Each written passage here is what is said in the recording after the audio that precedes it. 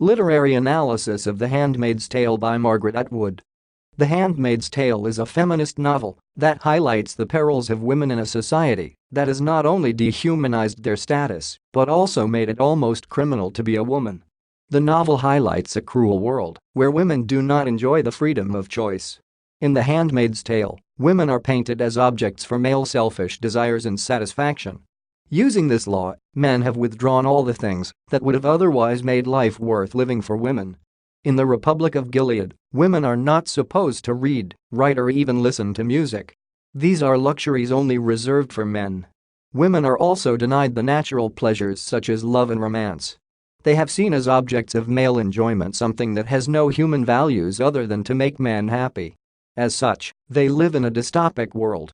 The story reads like a fictional autobiography. It is told from the first-person point of view. However, this story is not just propaganda to highlight gender issues. This is because of its complex characters, setting, and thematic concerns. The male character is torn between remaining loyal to the faith or breaking the law and engaging in the pure pleasure of love and romance. The reader feels that some of the male characters identify with the suffering of the female character but cannot do anything as they are held ransom by the faith. The novel also seamlessly combines the fundamentals of modern religion with ancient totalitarian regimes of leadership, making it a masterpiece. The complexity of the novel and the ideals it propagates makes it more than a work of fiction because it highlights real issues that affect modern-day societies. To a keen reader, the setting of the novel is very complicated as it combines ancient, modern and postmodernistic issues in an almost unnoticeable way. Time-wise, the novel is set not so much into the distant future. Geographically, the story happens in a land where the former United States of America lies after a Christian theocratic regime overthrows it. The Republic of Gilead, the resultant state, thus lies within the boundaries of the current United States of America. When the United States of America government is overthrown and democracy replaced by ancient Christian theocracy that borrows heavily from the Old Testament, the reader is thrown back in time to when government hid behind religion to establish oppressive regimes. Still, the novels highlight the use of credit cards, effectively depicting a government desperate to fight pollution and other challenges of the modern world. That a commander rules the country brings the reader into the present-day world, a world of absolute dictatorship.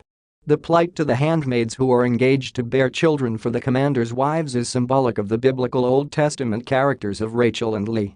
This means that the social setting is not only heavily laden with fundamental Christian ideals, but also postmodernistic social issues such as population control. The complex nature of the setting, therefore, influences the direction of the story in that it helps the author to sufficiently blend historical and futuristic ideal in a way seen as still relevant to the modern world. The reader can understand the story better upon a closer analysis of the characters. The main character is also the narrator and tells the story from the first-person point of view, making it more of an autobiography. The narrator, Offred, can be seen as both an objective observer and actor. Telling the story from the first-person point of view means that any misinterpretations are avoided. As such, the reader is able to get information that is as close to the fact of first-person interpretation of those facts. Because the narrator is the emblem of the plight of all women in this society, telling the tale from the first-person point of view makes it easy for the reader to understand what women go through and at the same time, share in their plight. It also helps to make the story real and eliminates the notion that the story is just mere feministic propaganda. Offred is best understood from the analysis of her name, the symbolic roles she plays in the novel as the symbol of women suffering. Offred, the protagonist, is kidnapped from her husband and thus separated from her family by this oppressive dynasty. She is brought to the commander's house to bear children for his barren wife. Offred is her patronymic name, which can be broken down into two names, of and Fred. This indicates that she is of Fred, meaning that she belongs to Fred, the commander. Offred is seen to change throughout the story from the wife of a peasant to the emblematic figure of women liberation. Her significance is seen through her symbolic birth name June, which in the context of the Republic of Gilead means May Day, the day the women will be salvaged from their torment. Her name June thus becomes symbolic of the resistance that would soon lead to their freedom. It is possible to develop an understanding of the character from her description of herself. Despite living in a male-dominated world where the power of women has been dramatically curtailed, Offred still manages to maintain a self-awareness of who she is and confidently identifies herself as a woman without any hint that she belongs to any man. She describes her physical attributes that are distinctively feminine. Furthermore, despite living in a world where a woman is just an object of man's desire, Offred is able to strictly maintain the definition of herself as purely woman, devoid of any material trappings. Thus, I am 33 years old. I have brown hair. I stand 5'7" without shoes. It is this appreciation of herself as a woman coupled with her symbolic name June which makes Offred the emblematic figure of the resistance to male domination. Offred is also the insignia of how women suffer sexually. It is through her experiences that the reader comes to know her strengths as a woman, repressed thoughts and aspirations that she poses regarding intimacy. It is through Offred that the reader is able to see the way women, in general, are degraded as mere tools for men's sexual gratification. Offred describes her sexual experiences from the first person's perspective and sees sex in 4 ways. For her, the sexual experiences that women in the Republic of Gilead go through cannot be termed as lovemaking, neither can they be said to be rape, as women are not supposed to have right to sex and thus by default should not have the right and the power to refuse. In this case, it is not even within the power of women to refuse sex. Offred says that her sexual encounters with Fred, her master commander, cannot also be termed as copulation either, as this means that 2 people are involved. In real sense, only the commander is involved, as her senses, mind, and emotion are not. In her words, sex is seen as degrading, humiliating as well as an emotionless experience, as it is only physical and given upon demand from men. Thus, my red skirt is hitched up to my waist, though no higher. Below it the commander is fucking.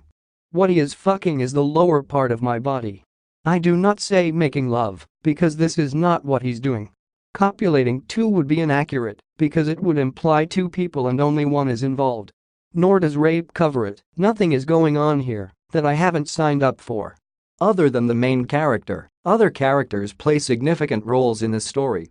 Even though these characters have individual uniqueness, they have been categorized into 2 main groups, male and female. The male characters are divided into 4, the commander of the faithful led by Fred, for whom Offred is a handmaid. He is the symbolic male chauvinistic character in the novel. There are also the Eyes, the men who offer intelligence services to the Republic of Gilead rulership, angels, and guardians of faith who are the soldiers who fight to protect the Republic, as well as the gender traitors, the homosexuals seen as traitors of the faith and sent to die painfully in the colonies. The relationships between the main character Offred and the men are master-servant kind of relationship. Through this relationship, the reader is able to see the weaknesses rather than the strengths of men.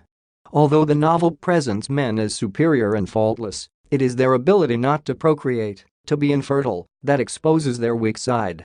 This proves that the notion of men being superior with absolute power over women is false. Women are the stronger characters, as they are the ones who are able to procreate. Offred, as well as other handmaids, are taken from their lawful marriages to procreate for infertile kings. It is unheard of and illegal to declare men as sterile. The commander is seen as sterile by his wife Serena Joy, who arranges from Offred to sleep with her driver to give birth for the commander. This experience also presents women as 2 willing and ready collaborators. Women characters are also divided into 2 main groups, legitimate and illegitimate. The legitimate women are the wives, maids like Offred, aunts, Marthas, and economies. The aunts are seen as stumbling blocks to the freedom of the women. They, like the men, have the luxuries of reading and writing and are seen as part of the colony. In one of the most visible oppositions to the liberation of the woman, the aunts tell Offred to stop Juning too much. June means May Day liberations. The handmaids in the house of the commander also give the story from a biblical perspective in reference to some of the biblical figures who took maids to bear children for them when their wives could not. The most effective tool for communication is the use of language. The author uses language creatively as a tool for communication. The author uses modern language words and syntax construction, making the novel seem so deceptively easy to read. Language is used as a very powerful tool for communicating women's aspirations for freedom, as well as portray the colonial mentality of their men in these societies effectively. The choice of words in describing Offred's sexual experiences with the commander shows that the women are emotionally removed from the experience. It also portrays the ability of the woman to communicate their notion about sex, which is far from what men see it be. The author chooses words like copulations, rape, fucking, and making love to describe Offred's perspectives of sex. These words also portray the author as having a modernistic approach to sex, not just as an act of procreation, but as a way to express love. Through the tone of language, the reader can see that a woman does not see sex as just an act, but an expression of love, something devoid in this society. The author's choice of words like "on babies" reflect the fears that do exist amongst the women of this society. The author's use of dialogue is also as effective as the choice of words. Various dialogues have different effects. However, the most common outcome of the use of dialogues portrays women's emotional connection regardless of their individual character.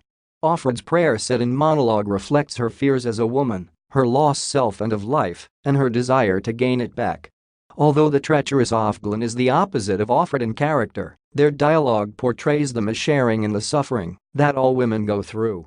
Furthermore, the telephone conversation that Maura and Offred have prepares the readers for what might occur the woman after the fall of the United States of America. It is also an indication that the woman had a premonition of what was to befall her after the establishment of the Republic of Gilead. The Handmaid's Tale is a story told about the future and the problems that might occur in the world due to technological advancement. As such, it is not necessarily a piece of science fiction but speculative fiction, a narration of probable things that might happen in future. It also deviates from the mere feminist propagandist genres as it has a complicated setting, characters, and themes. Even though the novel is an exaggeration, it portrays the fact that women are still oppressed in the modern world.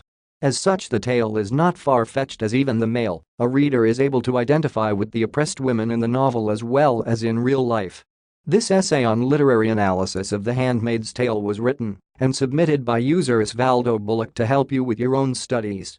You are free to use it for research and reference purposes in order to write your own paper. However, you must cite it accordingly.